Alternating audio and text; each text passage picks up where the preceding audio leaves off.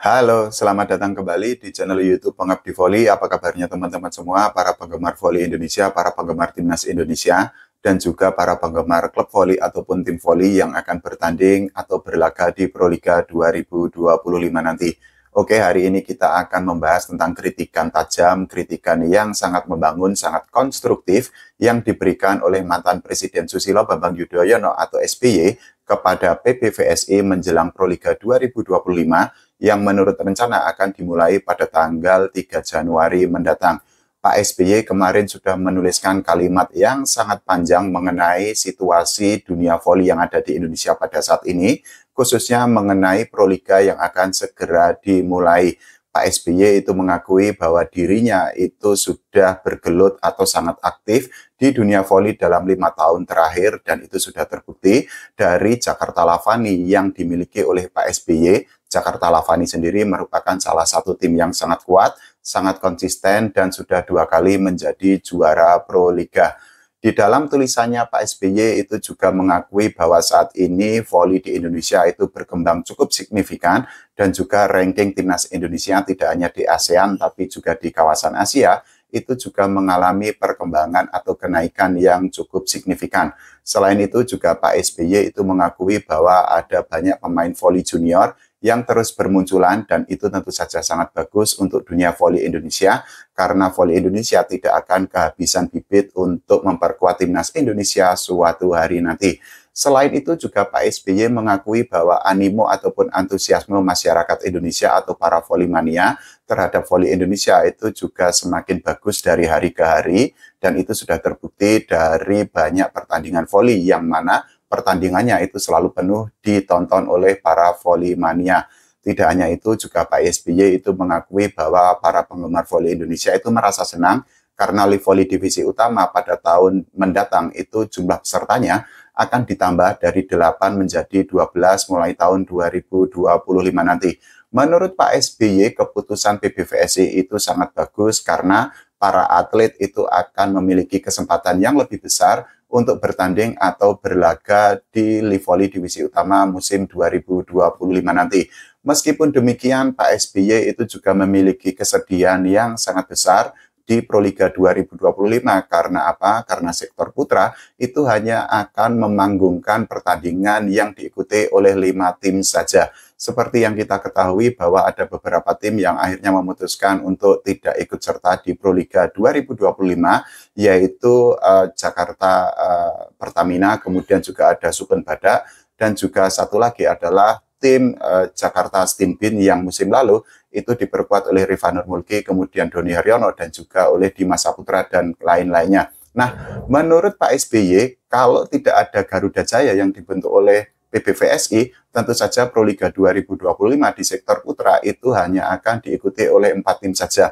Kalau itu terjadi, tentu saja merupakan sebuah kemunduran, merupakan sebuah hal yang sangat menyesakkan, sangat menyedihkan, karena Proliga itu merupakan kasta tertinggi Liga Voli di Indonesia. Nah, di dalam tulisan panjangnya, Pak SBY itu meminta PBVSI untuk mencari tahu penyebab kenapa tim-tim atau klub voli itu akhirnya tidak ikut serta di Proliga 2025 nanti.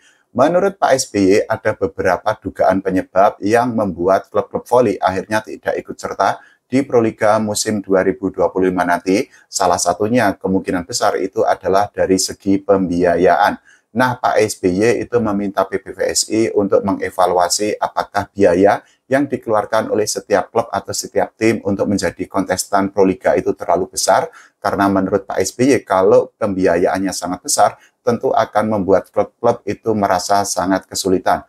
Pak SBY itu juga mengakui bahwa tidak semua klub itu mempunyai kekuatan finansial yang sangat kuat, dan kalau klub itu tidak mempunyai kekuatan finansial yang sangat kuat, tentu saja menjadi peserta Proliga itu akan sangat membebani klub itu sendiri. Nah, selain itu juga Pak SBY menyoroti tentang klub voli yang didanai oleh BUMN atau dibentuk oleh BUMN. Menurut Pak SBY, klub BUMN tersebut tentu memiliki batasan anggaran yang harus dikeluarkan untuk menjadi peserta atau kontestan Proliga 2025. Nah, Pak SBY itu juga mencontohkan Jakarta Lavani yang dimilikinya, yang dibentuknya, yang dibangunnya Dan Pak SBY itu mengakui bahwa Jakarta Lavani itu bergantung dananya atau keuangannya atau finansialnya itu bergantung dari kerjasama sponsorship. Nah, selain itu juga Pak SBY itu menyoroti tentang gaji pemain asing yang naik sangat signifikan. Nah, menurut Pak SBY, kenaikan gaji dari pemain asing yang sangat besar itu tentu di luar kemampuan klub-klub. Dan itu tentu saja menyulitkan klub ketika mereka mengontrak pemain asing yang kualitasnya sangat bagus, karena klub itu harus mengeluarkan dana yang sangat besar.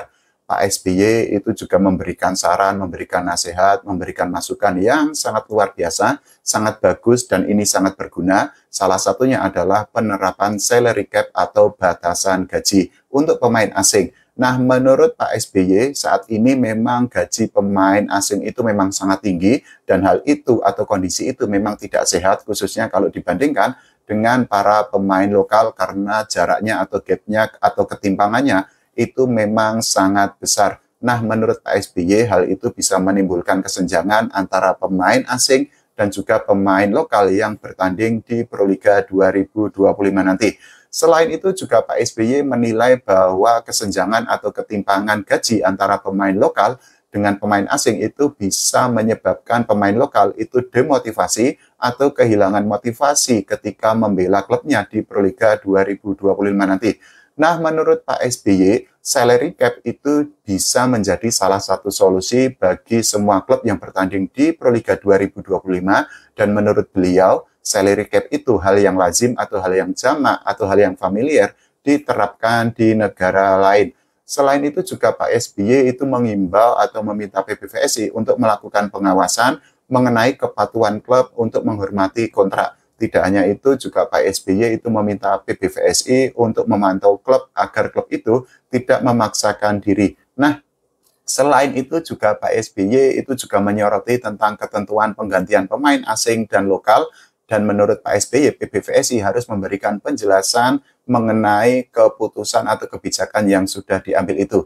Tidak hanya itu, juga Pak SBY itu menyoroti tentang hadiah yang harus diberikan oleh PBVSI kepada pemain yang menjadi terbaik di posnya masing-masing, khususnya di Livoli. Karena apa? Pak SBY menyoroti bahwa hadiah untuk pemain lokal di Livoli itu memang sangat kecil, dan kalau dibandingkan dengan insentif atau gaji pemain asing di Proliga, tentu saja ketimpangannya sangat besar atau gapnya atau jaraknya itu menganga sangat lebar. Nah, menurut Pak SBY, PBVSI itu harus meninjau kebijakan-kebijakan tersebut agar dunia voli Indonesia itu tentu berkembang semakin baik lagi. Dan kalau kita bicara Proliga khususnya, agar para peserta atau klub yang bertanding di Proliga di musim baru nanti itu memiliki kekuatan yang seimbang.